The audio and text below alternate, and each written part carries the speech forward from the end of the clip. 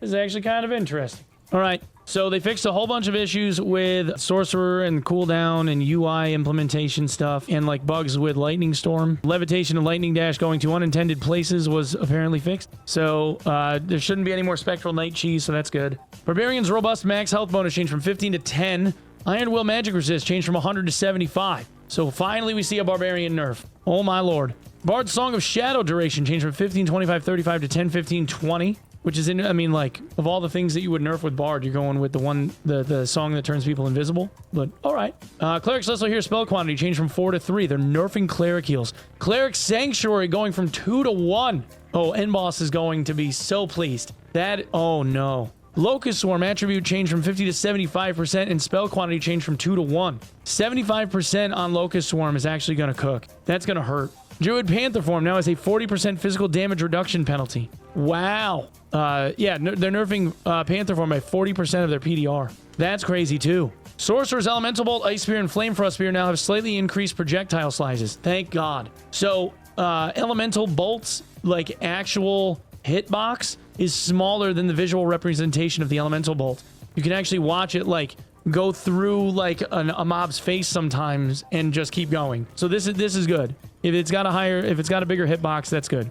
You should see, like, more reliable impacts then. Warlock Curse of Weakness duration changed from 10 to 13 to 12 to 15 seconds, and now additionally reduces physical damage reduction and magical damage reduction by 15%. That cooks. That's huge.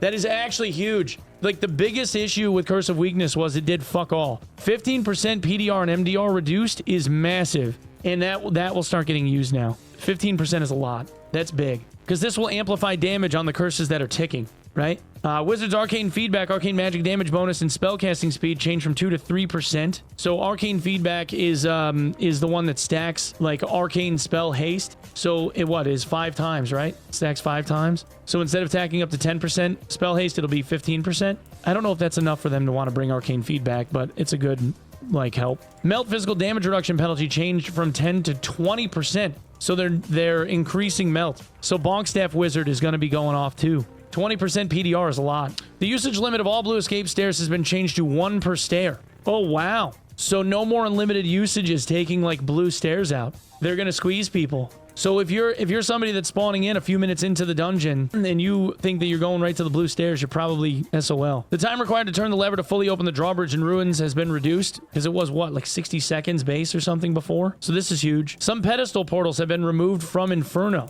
Oh, okay. That's interesting because the portals were like in each corner, right? High roller parties can no longer be formed with duplicate classes. So no more double barbarian bard. That's crazy too. Unique grade items will no longer drop in normal dungeons. Unique grade weapons will no longer drop from the first floor boss. Increase the spawn rate of crypt boss modules at the map edges. Interesting. So this is interesting too, because the boss modules on crypts had historically, like, been inside of, like, the center, like, 9 or so modules, right? Like, you had the very middle one and then you had the 8 around it. So this is kind of a big change, putting the boss modules around the edge. So now you don't really have an idea of where they are and you have to really search for it. Players or parties who did not defeat the boss monster will now take longer to loot it. Oh, that's kind of cool. They're kind of reducing the chance that you're going to ninja something. Horde interaction count has been slightly lowered, so they've reduced the amount of treasure horde hits you're going to be able to get. Endless portal has been changed to a 3-person escape portal.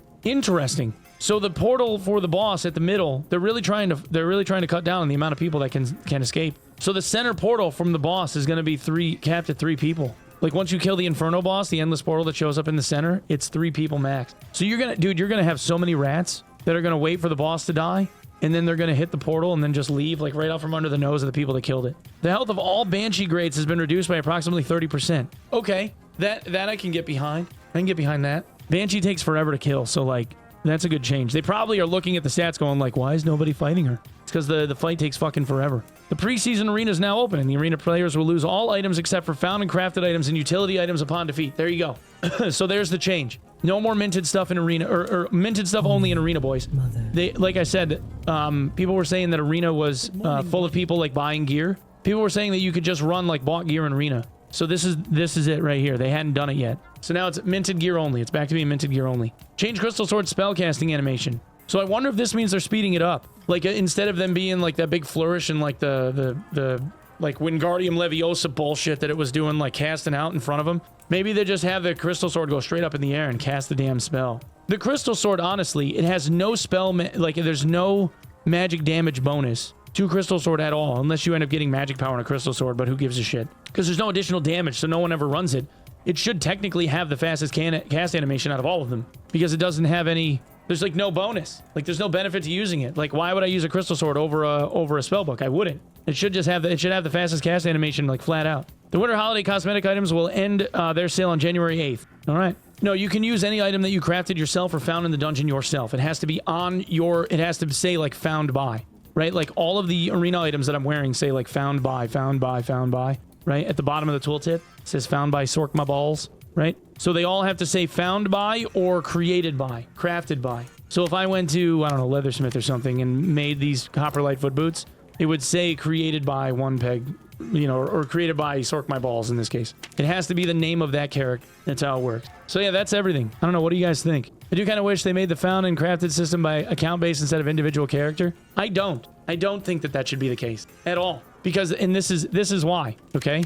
If I go to the Leathersmith and I say, all right, I want to make these copper lights, and I go and I make them, right? And then I switch characters, right? And I go to this guy because it's all, like, the affinity's all shared, right? Can't I just then make another pair of copper lights? It's not account wide, is it? Can't I just keep doing that, right? So, like, if I want to mint stuff and I have tons of money, I can just keep minting things on every character that I own and then take the best rolls and just put them on one guy.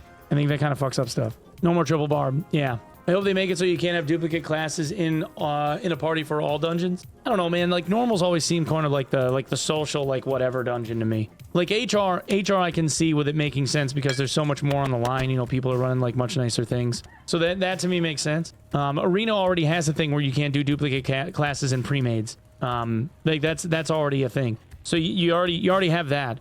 Unless you're doing, like, random queue, like if I just hit start. If you're doing random queue, then you can technically end up with a duplicate class then, just because everybody's, like, you know, queuing up for a fill-in, so a little bit different. Yeah, the exfil change is massive. They're really squishing people in. Like, having less portals on Inferno and then saying that the center portal after you kill the boss is a maximum of 3 get-outs. That means basically, like as I have said in the past, the strategy for Inferno should always be clear the portal first, then go and work on boss shit or whatever else you're there to do. But you should always clear the portal first and then go off and do stuff. Because that way, at least you know that you have an avenue to get out and you don't get stuck by the clock. Because if you get stuck by the clock, you're fucked. Especially now. They said they want to lean HR into more hardcore experience. Maybe this is the first step for it. Makes sense. I see your point. Yeah, I think so. I actually don't mind the changes. I don't really mind, like, on the upper levels if people are able to, like, get in and get out, you know? Like, if you're in on ruins and you run to the stairs and you leave because, like, you know, how many times have I forgotten to bring potions into the damn dungeon and had to leave right away just because I was like, well, I'm not going to survive past, like, 10 feet.